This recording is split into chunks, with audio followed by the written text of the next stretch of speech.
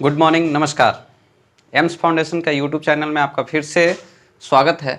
और आज हम लोग देखेंगे क्लास 10 की, जो हम लोग पिछला वीडियो 1.2 को भी देखे थे, और आज हम लोग देखेंगे 1.3 का क्वेश्चन को सॉल्व करेंगे। ठीक है, तो उससे पहले हम बता देना चाहते हैं कि 1.3 में जो क्वेश्चन पूछे गए हैं वो एग्ज़ाम के लिए इम्पोर्टेंट है और जानना भी ज़रूरी है, क्योंकि आप वास्तविक संख्या पढ़ रहे हैं।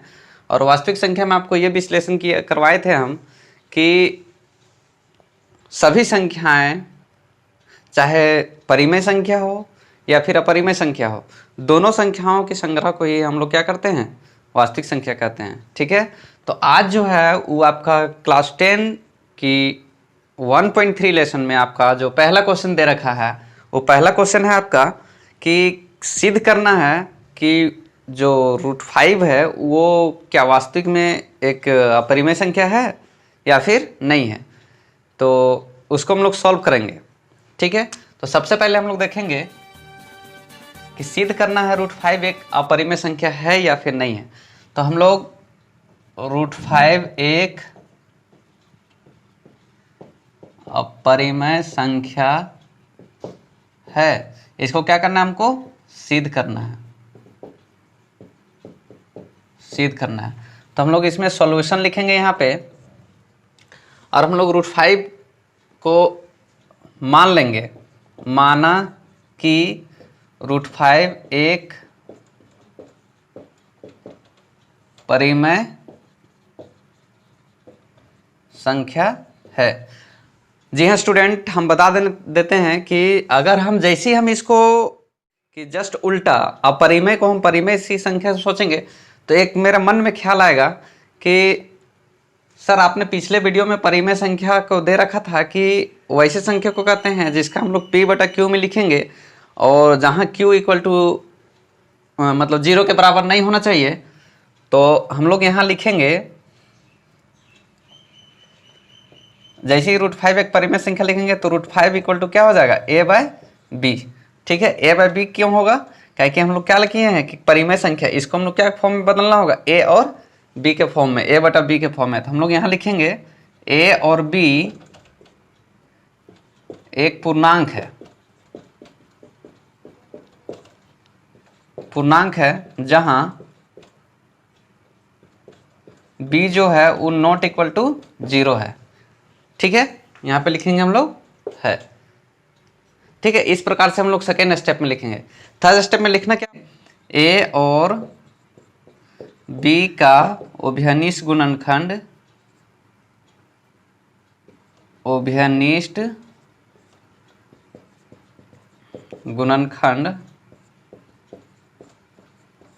नहीं है। ठीक है, ऐसे लिखेंगे। फिर हम लोग क्या देखेंगे, अगर हम लोग को उभयनिष्ठ गुणनखंड नहीं दिखता है तो हम लोग क्या करेंगे ना कि इक्वेशन को हम लोग यहाँ लिख देंगे। ठीक है, A/B, और हम लोग क्या करेंगे कि स्क्वायर बोथ साइड।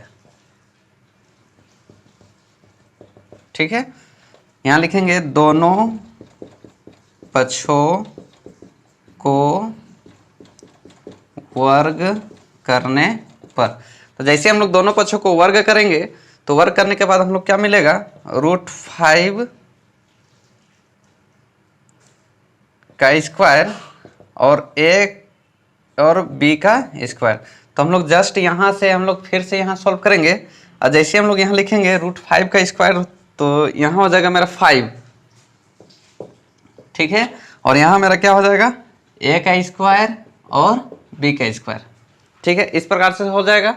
तो आगे हम लोग लिखेंगे यहाँ पे, जैसे हम लोग रूट हटेगा और इस तरह से होगा, तो हम लोग जानते हैं अगर बट्टा में दिया हुआ रहता है, ठीक है, तो हम लोग क्या करते हैं, क्रॉस मल्टीपल करते हैं।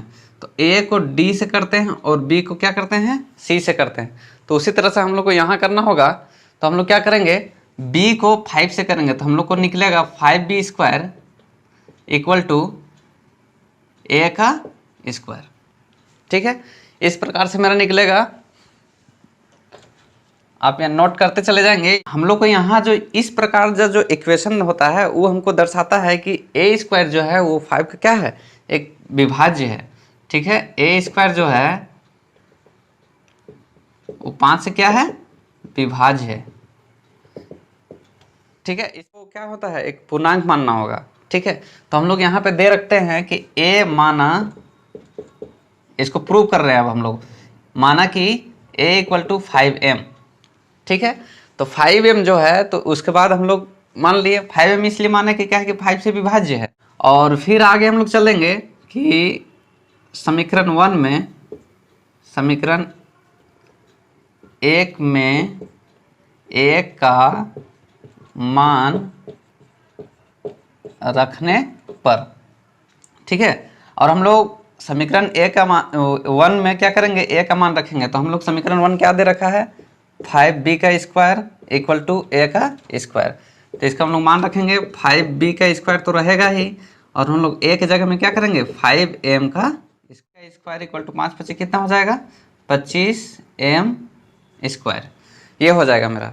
ठीक है, अब जैसे ही हम लोग को ये हो जाएगा तो हम लोग b स्क्वायर मानेंगे यहाँ 25m का स्क्वायर इक्वल टू 5। ठीक है, तो उसको क्या करते हैं, डिवाइड में करते हैं, और डिवाइड में रहता है तो उसको क्या करते हैं, गुना में करते हैं।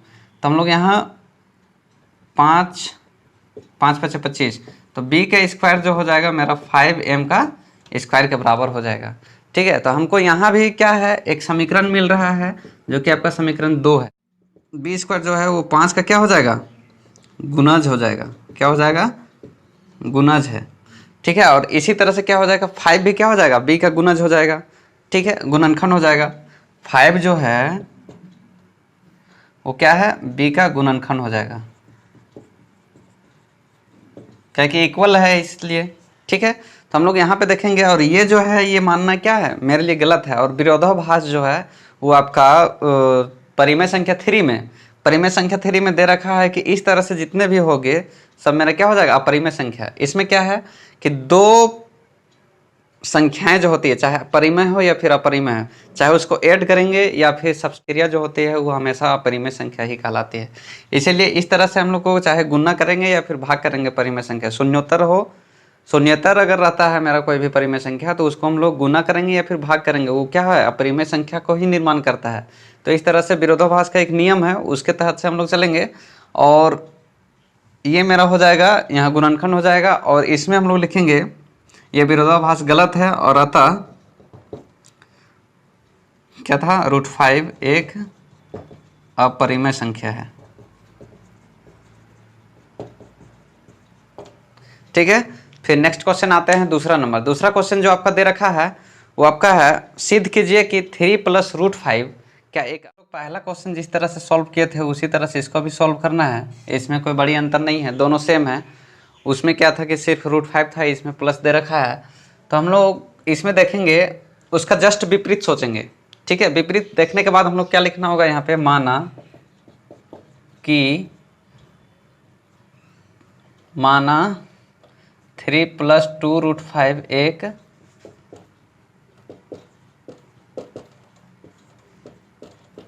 परिमेय संख्या है। ठीक है, यह एक परिमेय संख्या है। तो परिमेय संख्या जैसे ही हम लोग लिखेंगे, इसमें क्या हो जाएगा, 3 + 2√5 इक्वल टू a/b। तो इसमें हम लोग लिखेंगे a और b एक पूर्णांक है। ठीक है, जिसमें b नॉट इक्वल टू 0 है। इस तरह से हम लोग इसमें लिखेंगे। फिर √5 इक्वल टू a + b, और इससे पहले 3 है और 3 के पहले प्लस का साइन है, तो जस्ट उसको अगर बराबर से उस साइड ले जाते हैं तो हम लोग -3 हो जाएगा, कर देंगे। तो a/2 भी हो जाएगा इसके साथ, -3 कुछ नहीं है तो यहाँ 1 है, तो 1 को 2 से मल्टीप्लाई करेंगे 2 हो जाएगा। और चूंकि क्या लिखेंगे यहाँ पे, a और b क्या है, एक परिमेय संख्या है, हम लोग पहले ही इसको देख चुके हैं। और यहाँ लिखेंगे हम लोग, तथा √5 एक परिमेय संख्या है। क्या है, √5 एक परिमेय संख्या है। परंतु हम लोग पिछला क्वेश्चन में भी सॉल्व कर चुके हैं, √5 एक अपरिमेय संख्या है। क्या लिखेंगे, √5 एक क्या है, अपरिमेय संख्या है। और अपरिमेय संख्या है तो यह जो हम लोग को है, हमें यह विरोधाभास कि नियम से इसकी कल्पना गलत है। ठीक है, जिसके कारण से हम इसको ना कि एक परिमेय संख्या के बारे में सोच सकते हैं। ये क्या हो जाएगा मेरा 3 + 2√5, 3 + 2√5 था। ठीक है, एक परिमेय संख्या है, उसके माध्यम से अगर सोचेंगे तो ठीक है। और इसमें हम लोग क्या लिखेंगे, अतः 3 + 2√5 एक अपरिमेय संख्या